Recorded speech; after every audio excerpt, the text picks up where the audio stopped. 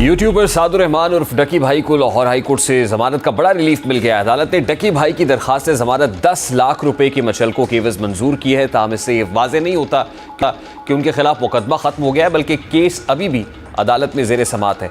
यह हकीकत मीडिया और कानूनी हलकों में इस केस की हसासियत को बढ़ा देती है, क्योंकि अवामी सतह पर डकी भाई पर जो इल्ज़ामात लगे हैं वो न सिर्फ कानूनी बल्कि समाजी एतबार से भी संगीन नौयत के हैं। डकी भाई पर इल्ज़ाम था कि उन्होंने मुतअद्दिद जुए और बेटिंग ऐप्स की तशहीर अपने यूट्यूब चैनल के ज़रिए की।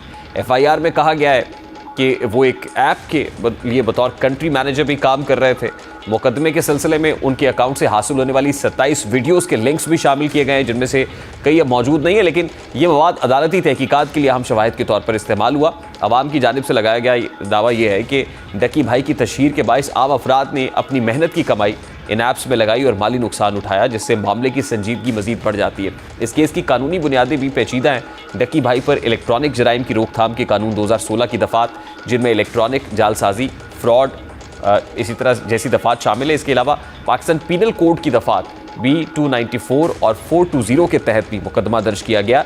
ये दफ़ात ख़ास तौर पर तिजारती धोखाधही और माली नुकसान के हवाले से सख्त नौयत की हैं और बज़ाहिर इस बात की निशानदेही करती हैं कि कानून की नज़र में डकी भाई का अमल संगीन नौयत का जुर्म था। और दिलचस्प बात यह है कि मीडिया रिपोर्ट्स के मुताबिक तफ्तीश के दौरान डकी भाई ने बेटिंग ऐप्स की प्रमोशन करने की बात का एतराफ़ भी किया और कानून नाफिज करने वाले इदारों ने उनसे मुबैना तौर पर हासिलशुदा आमदनी भी बरामद की। इस सूरत हाल से ज़ाहिर होता है कि मुकदमा सिर्फ इल्ज़ाम पर मबनी नहीं, बल्कि इसकी बुनियाद मुस्तनद शवाहिद और माली रिकॉर्ड्स पर भी है। ज़मानत मिलने के बाद डकी भाई को फौरी तौर पर रिहा कर दिया गया है, लेकिन मुकदमे की समाअत जारी है और आइंदा अदालत के फैसले पर अवामी और कानूनी हलकों की नज़रें यकीनन मरकूज़ है। इस केस का समाजी और कानूनी असर दो ऑनलाइन इन्फ्लुएंसर्स के लिए ये एक इंतबाह है कि बैटिंग और जुआ जैसी सरगर्मियों की प्रमोशन कानूनी तौर पर संगीन नताइज ला सकती है, जबकि डकी भाई की ज़मानत मिलने के बावजूद अदालती कार्रवाई और तहकीकात जारी रहेंगी, जो इस केस के इख्तिताम तक शफाफियत और कानूनी मयार को बरकरार रखने के लिए ज़रूरी है। तो वक्त अपने इख्तिताम को पहुँचे, आपसे मुलाकात होगी इंशाअल्लाह कल। अपना रखिए ख्याल।